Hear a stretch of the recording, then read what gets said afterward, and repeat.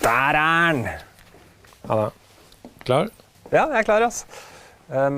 Forresten, økonomi sa videresend syngfakturaen til de. Ja. Og så sa de at de skulle ordne opp i det. Det så bra. Digg. Den skal bli digg. Det digg å slippe å legge ut. Ja. Da såpass mye. setter i gang. Ja. Mitt navn Vegard Tryggeseid, og i dette programmet har jeg satt meg selv i min ønskede posisjon. Som sidekick i et talkshow. Men ikke i et hvilket som helst talkshow. Jeg la nemlig pølser på bordet og gjorde meg selv til sidekick i mitt eget talkshow. Et talkshow hvor alle brikkene under min kontroll, til og med programlederen, slik at jeg skal kunne skinne mest mulig som sidekick.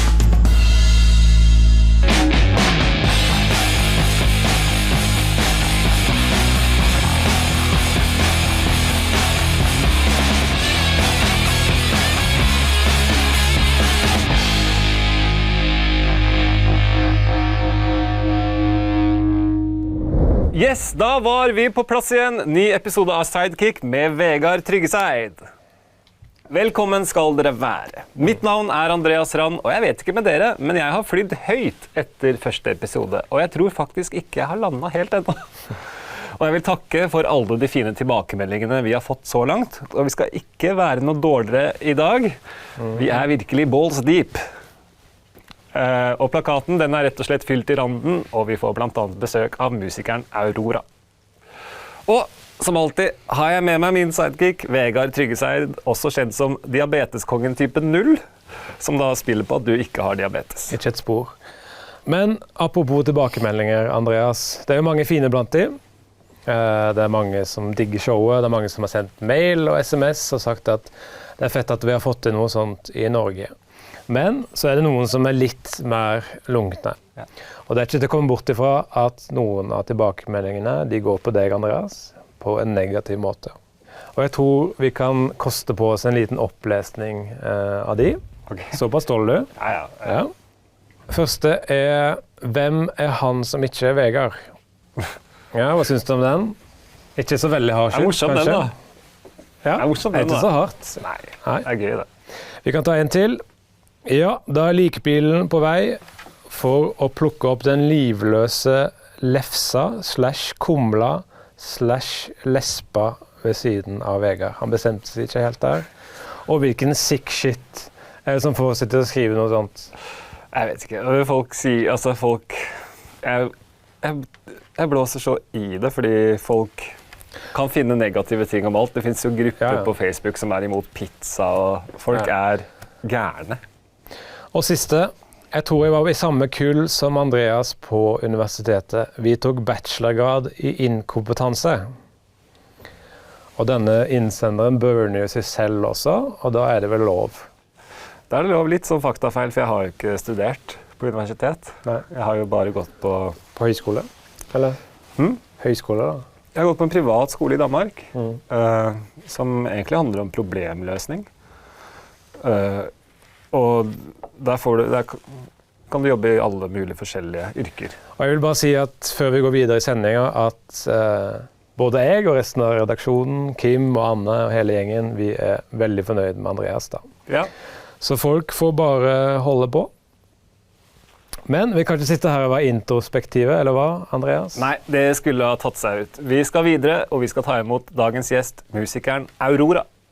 Men for å komme seg bort til gjestesofaen må Aurora finne en måte å komme seg forbi en av de mest skrekkinngytende avgrunnene vi har her til lands, nemlig synkehullet. Synkehullet! Rett og slett en arrogant jævel av et hull. Rett og slett en arrogant, sånn skulle det. Ja. Rett og slett en arrogant jævel av et hull, sånn. Rett og slett et arrogant jævel av et hull. Rett og slett et arrogant jævel av et hull. Så da får vi se hva som skjer når Aurora nå skal inn. Blir det nøling? Blir det full stopp? Blir det overgivelse? Vi lukker øynene og sier velkommen inn, Aurora!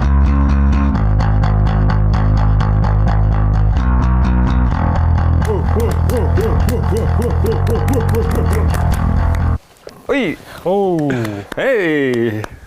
She got game. Flott å ha deg på besøk, Aurora, og flott at du kom deg inn. Ja, takk. Og flott. Og en liten fugl spydde meg i øret, holdt jeg på å si, om at du faktisk kommer rett fra London, du. Ja. Ok, vi skal videre i sendinga. Animasjon er jævlig i vinden om dagen. Billettsalget til animasjonsfilmer går stadig opp, og man kan trygt si at folk rett og slett elsker animasjon.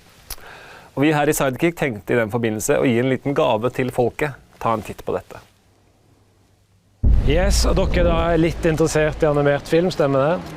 Ja, litt. Ja, og vi har med oss en animatør på laget som skal lage animasjonsfilm av det dere foreslår da. Så da trenger jeg en scene eller scenario for dere. Ja, vi kan vel ta oss to egentlig som to turister som går rundt i Oslo og så plokker opp sånne her små ting bare for å kose seg. Bare vent litt. Det er liksom to jenter da, turister som går rundt på Karl Johan og koser seg liksom med å plukke kastanjenøtter som ligger på bakken og sånn. Får du til det? Kanskje du bare blir med på øret da, i tilfelle det kommer opp noe annet.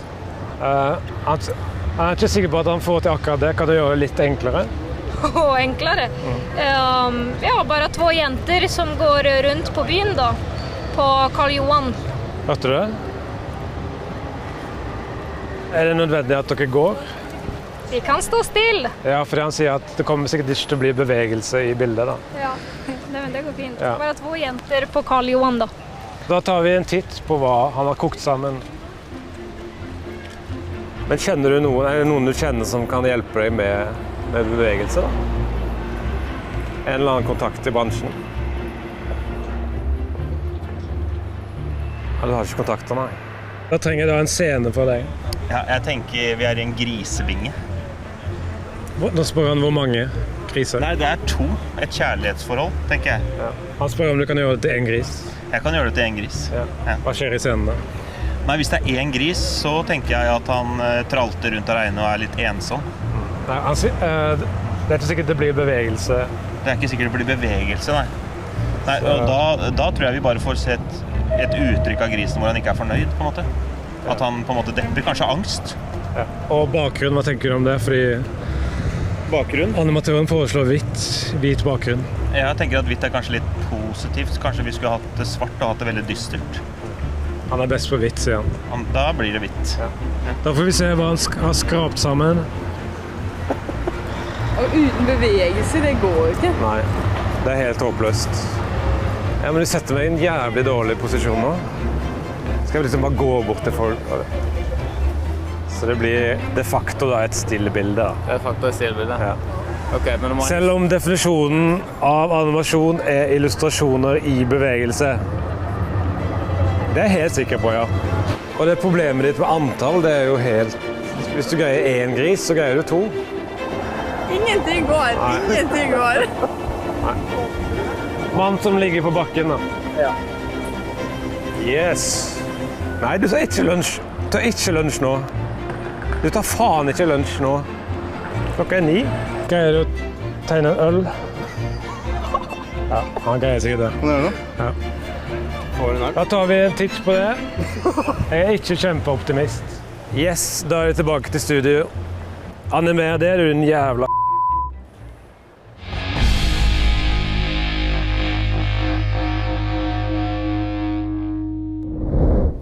ja, ha en ordentlig høne med han animatøren. Det er Vurderer sterkt å dokse han. Barn har en helt egen måte å tenke på. De har ikke helt forstått vår voksenverden, og det kan fort føre til noen reale gullkorn. Gullkorn fra barnebunnen.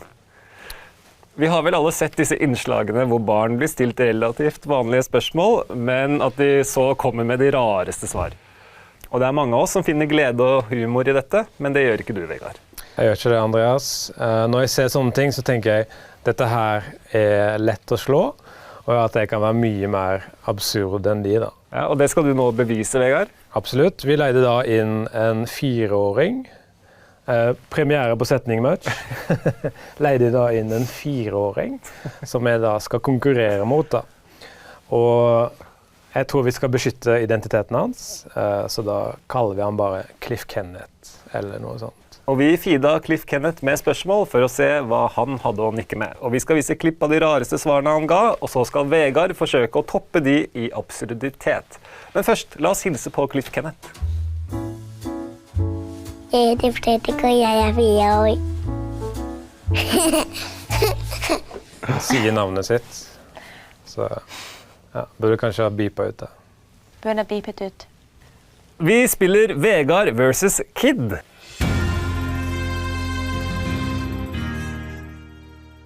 Og vi kjører best av 3 runder.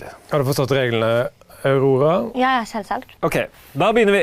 Vi skal se første klipp fra Cliff Kenneth, og spørsmålet han ble stilt var: hva er jobben til pappaen din? Se på komfyren. og se på komfyren der også. Hva er jobben til Det er pappaen hans? Ja. Det er forholdsvis rart, men man skjønner jo hva han mener. Han snakker om Ja. matlaging, selvfølgelig. Og det er ikke noe big deal. Det er ekstremt lett å slå. Så hvis du stiller meg spørsmålet, still meg spørsmålet. Ok. Yes. Hva er jobben til pappaen din, da? Han jobber som et norgesglass. Og jeg vil si tydeligere absurd fra min side. Ja. 1-0 til meg, da. Ding, ding, ding, ding, ding, ding, ding, ding, ding, ding, ding. Lag sånn. Kom an. Ding, ding, ding, ding. Ding, ding, ding, 1-0 til ding. Vegard. Ding, ding, ding. Ja. Si det. 1-0 til Vegard. Ding, ding, ding! Neste runde og neste klipp. Spørsmålet var: hva er favorittmaten til mamma?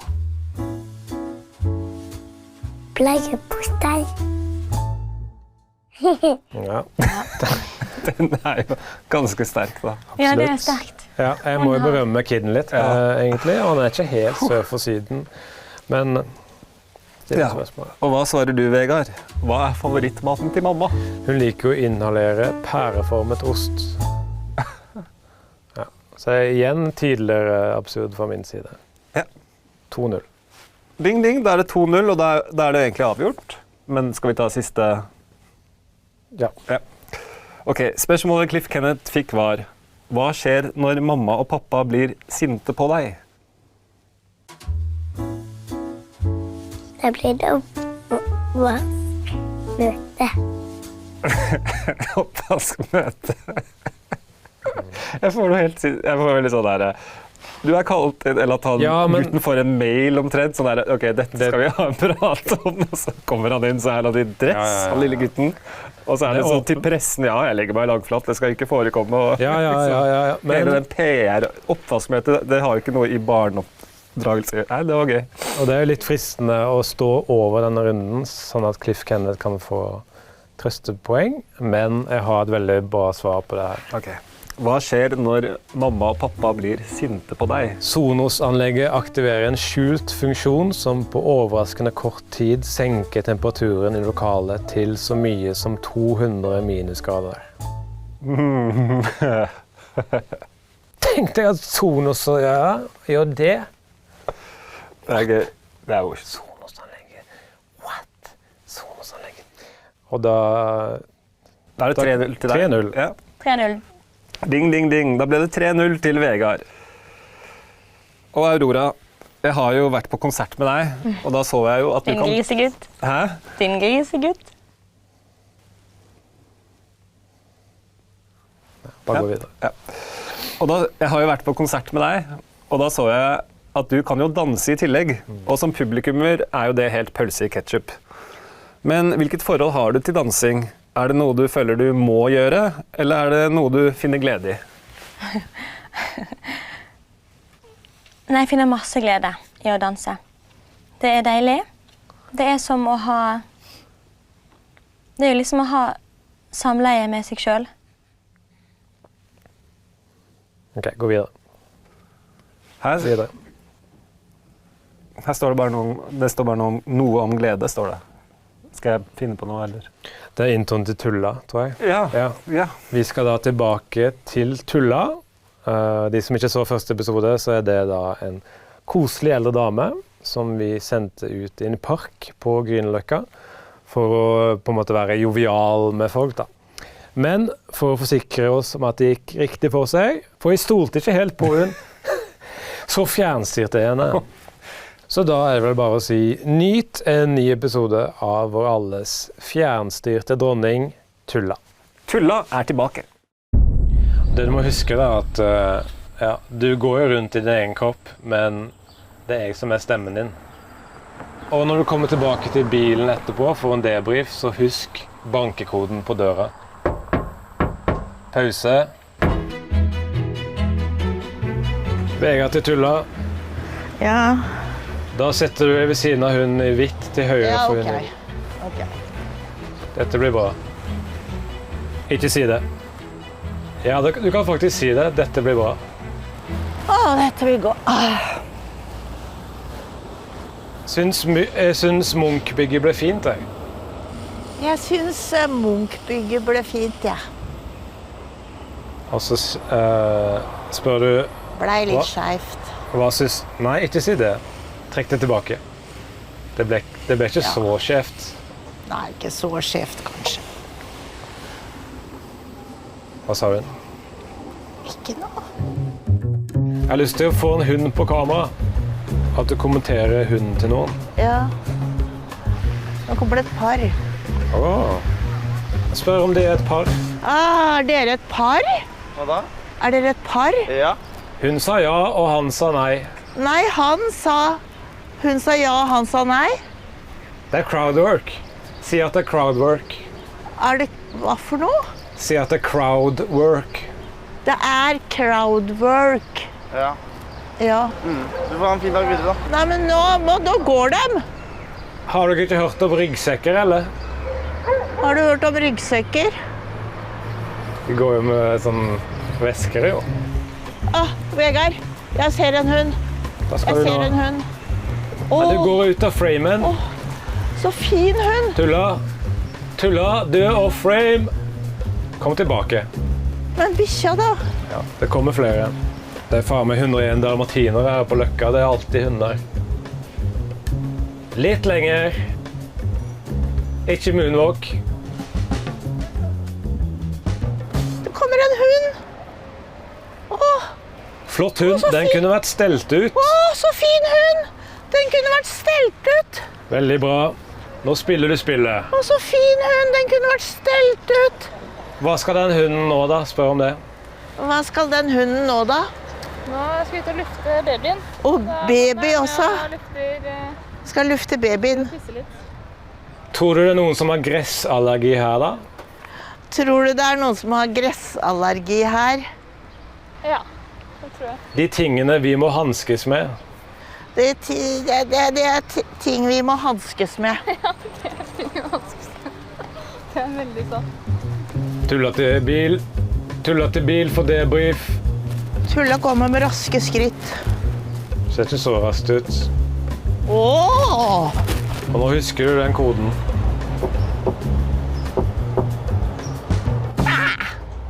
Var det... Ja, det var riktig. Du tok den jo. Ja, greit nok. Du tok den. Ja. Vi var jo lenge innom Øyvind Munn som programleder. Men så falt det litt. Det falt gjennom i 12. time. Det falt gjennom. Men Aurora, Ja. du er jo verdensberømt. Du har Die Hard-fans i alle kriker av verden. Og såpass Die Hard er de at hvis de ser at du er med i et program, så går de inn og ser på det, selv om det for eksempel er på norsk, og de ikke forstår norsk. Har du vært vitne til det?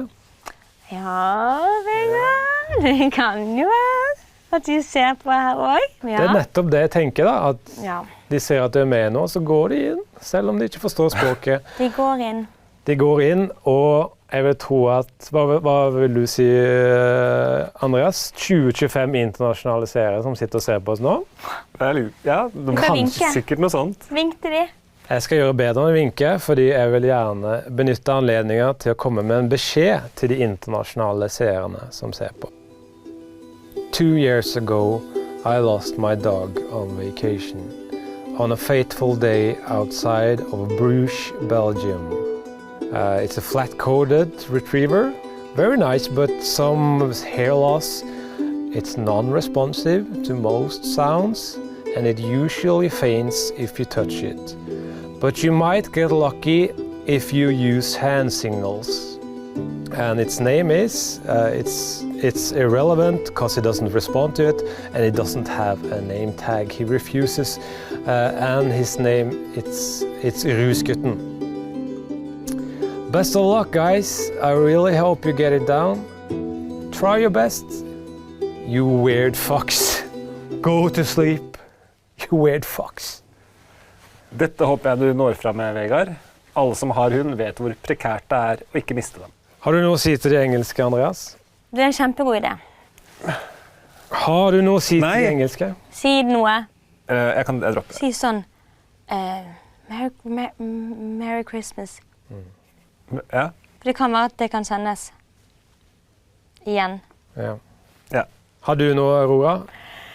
Noe avslutningsvis, kom på konserten min. Det er vel bare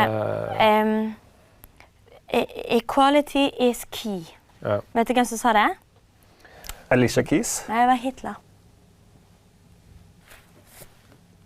Det var det vi hadde for denne gang. Tusen takk til Aurora for at du kom innom. Hvor går turen videre? Vi kan bare gjette.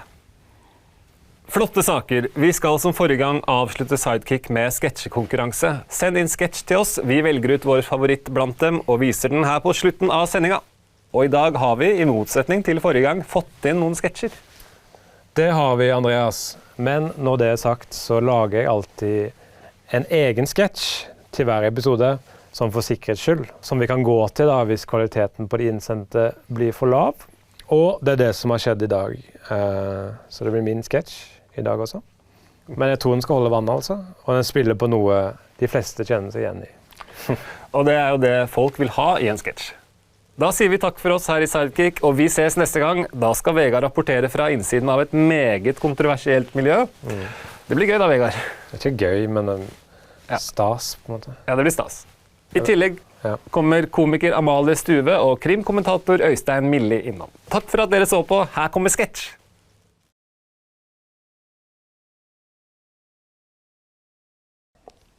Hallo. Ja, det kunne være gøy. Jeg må bare høre med kone først. Nei, heisleverandøren Kone. De driver med vedlikehold av heisen i bygget, så jeg må sjekke om de er ferdige først. Ja, jeg sitter jo i den rullestolen, vet du. Ja, jeg går og sjekker nå, jeg. Da trenger jeg 2 hender, så jeg legger på. Ja, sitter i rullestolen, vet du.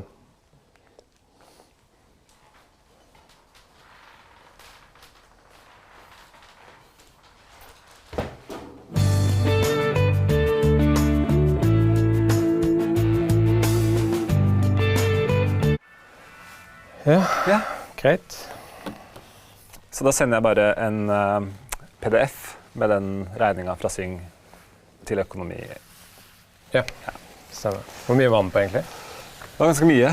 Det var sånn 21 000. Jeg tror det må ha blitt bestilt ganske mye drikke etter jeg dro.